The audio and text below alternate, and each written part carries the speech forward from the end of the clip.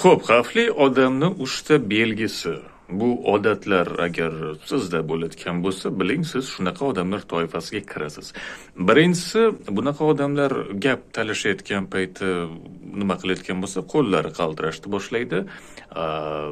So'zlar qaltiramsiram bo'lib, yeb gapirishni boshlaydi. Bu qo'rqoqlikdan emas, bu shunchaki o'sha odamni ichidagi o'sha kelayotgan adrenalindan.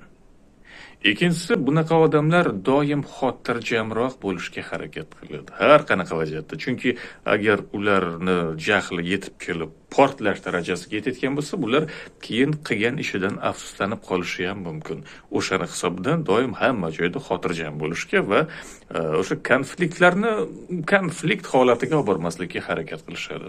Uchinchisi, bunaqa odamlar sizni qilayotgan provokatsiyalaringizga, asabga o'ynab gapirayotgan gaplaringizga sukut bilan javob berishi mumkin. Chunki ortiqcha foydasiz, keraksiz savollarga javob berishda eng zo'r yo'li bu javob bermaslikda degan gapga amal qilishadi.